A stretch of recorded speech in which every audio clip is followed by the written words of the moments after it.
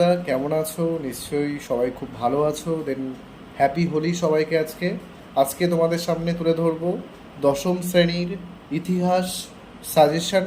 মূলত 2 নম্বরের প্রশ্ন আজকে তোমাদের সামনে তুলে ধরবো। ইতিমধ্যেই আগের ভিডিওগুলিতে তোমরা যারা দেখেছো তারা জানো যে ইতিহাসের 4 নম্বর ও 8 নম্বরের সাজেশন ইতিমধ্যে আমি ইউটিউবে পোস্ট করেছি। যারা দেখোনি তারা অতি শীঘ্রই চ্যানেল থেকে দেখে নাও যে দশম শ্রেণী ফার্স্ট সামেটিভ এভলিউশন বা প্রথম পর্যায়ক্রমিক মূল্যায়ন কিন্তু ইতিমধ্যেই ইতিহাসের জন্য তোমাদের বড় প্রশ্নের সাজেশন আমি দিয়েছি।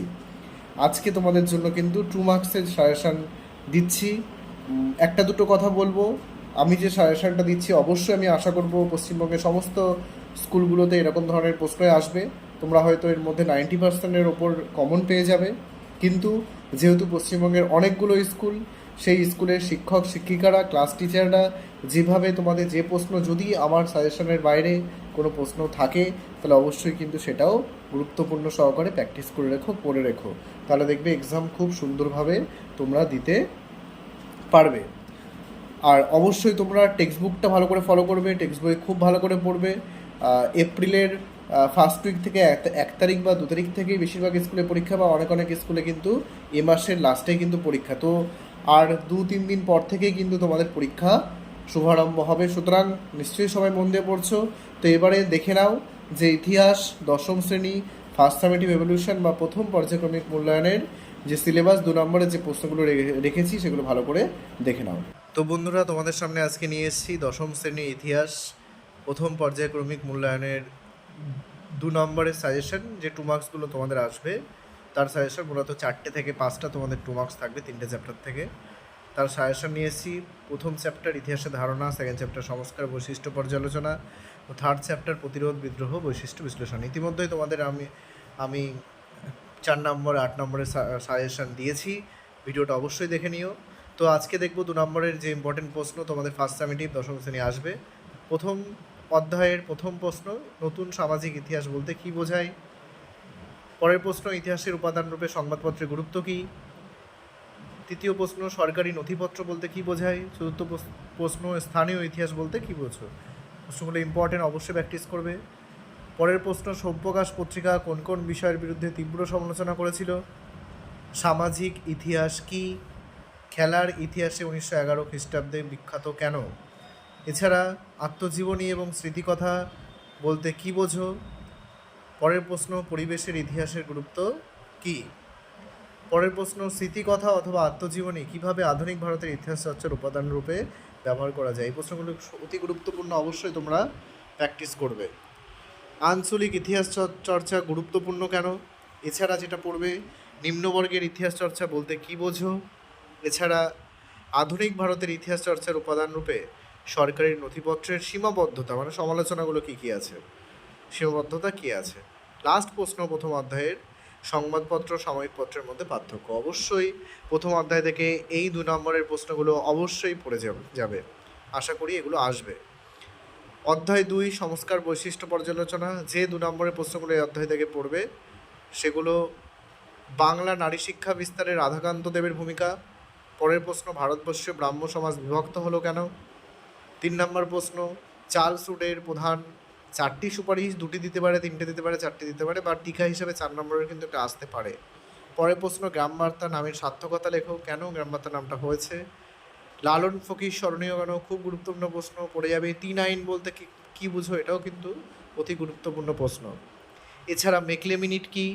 পরের প্রশ্ন, হুতুম প্যাঁচার নকশা থেকে তৎকালীন সমাজের কী চিত্র পাওয়া যায়?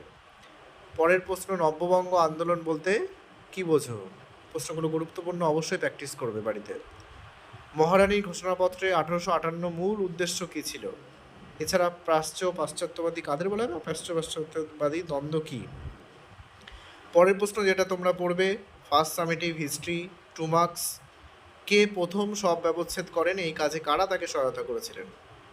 পরের প্রশ্ন যেটা পড়বে, ব্রাহ্ম সমাজের যে কোনো 2টি সমাজ সংস্কারমূলক কাজের উল্লেখ করো। এটাও কিন্তু ইম্পর্টেন্ট প্রশ্ন, অবশ্যই পড়ে যাবে। এছাড়া কবে কী উদ্দেশ্যে ক্যালকাটা স্কুল বুক সোসাইটি প্রতিষ্ঠিত হয়? পরের প্রশ্ন, হাজী মোহাম্মদ মহসিন কে ছিলেন, বা হাজী মোহাম্মদ মহসিন স্মরণীয় কেন? এই প্রশ্নটাও কিন্তু অবশ্যই বাড়িতে প্র্যাকটিস করবে। নেক্সট প্রশ্ন, ডেভিড হেয়ার স্মরণীয় কেন? নববিধান কি? এছাড়া যেটা পড়বে, ফোর্ট উইলিয়াম কলেজ কেন প্রতিষ্ঠিত হয়েছিল বা কবে কে প্রতিষ্ঠা করেন? এবার তৃতীয় অধ্যায়ের যে 2 নম্বরের প্রশ্নগুলো তোমরা পড়বে ফার্স্ট সেমিস্টারের জন্য, প্রতিরোধ বিদ্রোহ বৈশিষ্ট্য বিশ্লেষণের প্রথম প্রশ্ন এটা পড়বে, দুদু মিয়া স্মরণীয় কেন? সেকেন্ড প্রশ্ন, নীলকররা নীল চাষীদের ওপর কীভাবে অত্যাচার করত? তৃতীয় প্রশ্ন, পাইক কাদের বলা হয় বা পাইকান জমি কি? এছাড়া পড়বে যেগুলো, নীল বিদ্রোহের দুটি বৈশিষ্ট্য, ঔপনিবেশিক অরণ্য আইনের উদ্দেশ্য কী ছিল? নীল বিদ্রোহের বৈশিষ্ট্য, সাঁওতাল বিদ্রোহ, মুন্ডা কোল, এগুলো কিন্তু একটু 3-4টে বিদ্রোহ অবশ্যই তোমরা পড়ে যেও। ঔপনিবেশিক অরণ্য আইনের উদ্দেশ্য কী ছিল? এছাড়া বিদ্রোহ কাকে বলে? উদাহরণ দেবে। বিপ্লব কাকে বলে? উদাহরণ দেবে। এলাকা চাষ ও বেএলাকা চাষ বলতে কী বোঝো? অতি গুরুত্বপূর্ণ প্রশ্ন, অবশ্যই বাড়িতে প্র্যাকটিস করবে। এছাড়া কোল বিদ্রোহের 2টি কারণ লেখো। মুন্ডা বিদ্রোহের প্রধান লক্ষ্য বা কারণ কী ছিল? এছাড়া জমিদার কৃষ্ণদেব রায় কেন তিতুমিরের শত্রু হয়ে ওঠেন? অবশ্যই এই প্রশ্নটাও সেকেন্ড সামেটিভের জন্য প্র্যাকটিস করবে। হিস্ট্রি। তারিকাই মোহাম্মদিয়া কি? অতি গুরুত্বপূর্ণ প্রশ্ন, বাড়িতে প্র্যাকটিস করবে। এছাড়া খুদকাঠি প্রথা কি? পরের প্রশ্ন যেটা পড়বে তোমরা, নীল কমিশন কেন, কবে, কার উদ্যোগে গঠিত হয়েছিল? নীল কমিশন তোমরা জানো 1860 সালে তৈরি হয়, নীল বিদ্রোহের পর। পাগলপন্থী কাদের বলা হয় বা পাগলপন্থী আন্দোলন কি? এছাড়া যেটা পড়বে, ফরাজি আন্দোলন কি নিছক ধর্মীয় আন্দোলন ছিল? পরের প্রশ্ন যেটা পড়বে, পাবনা কৃষক বিদ্রোহ কেন হয়েছিল? এর পরের প্রশ্ন যেটা তোমরা প্র্যাকটিস করবে বাড়িতে, নীল বিদ্রোহে খ্রিস্টান মিশনারিদের ভূমিকা কী ছিল? লাস্ট প্রশ্ন তোমাদের ফার্স্ট সামেটিভ সাজেশনের বিদ্রোহ বিপ্লবের মধ্যে পার্থক্য। তো এই গেল তোমাদের ফার্স্ট সামেটিভ এভলিউশনের ইতিহাসের 2 মার্কসের সাজেশন। অবশ্যই তোমরা প্রশ্নগুলো পড়ে যাবে, আশা করব 90%-এর ওপরে কিন্তু তোমরা এই প্রশ্নগুলি থেকে অবশ্যই কমন পাবে। তো বন্ধুরা, এত সময় ধরে তোমরা দেখলে যে 10ম শ্রেণীর ইতিহাস 2 নম্বরের প্রশ্ন, ফার্স্ট সামেটিভ এভলিউশনের সাজেশন। তোমরা নিশ্চয়ই ভিডিওটা মন দিয়ে দেখেছো, স্কিপ করনি। তো আশা করি এর মধ্যে থেকেই তোমাদের স্কুলে যে প্রশ্নপত্র আসবে, ফার্স্ট সামেটিভ এভলিউশন 10ম শ্রেণীর ইতিহাস 2 নম্বরের প্রশ্ন, বিভিন্ন অধ্যায় থেকে, আশা করি এর মধ্যে থেকেই তোমরা কমন পেয়ে যাবে এবং ভালোভাবে পরীক্ষা দিতে পারবে।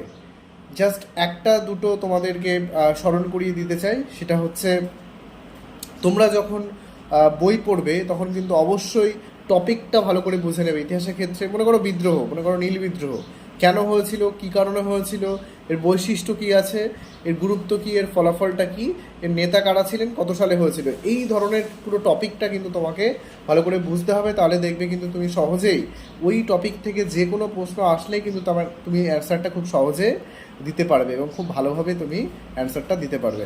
আশা করি ভিডিও দেখে ভালো লেগে থাকলে লাইক, কমেন্ট, শেয়ার করে দিও, আর বন্ধুদের মধ্যে পাঠিয়ে দিও যাতে তারাও এরকম ধরনের যে ভিডিওগুলি আছে তারা সবার ফার্স্টে নোটিফিকেশানটা পায়। তো বন্ধুরা, সবাই ভালো থেকো।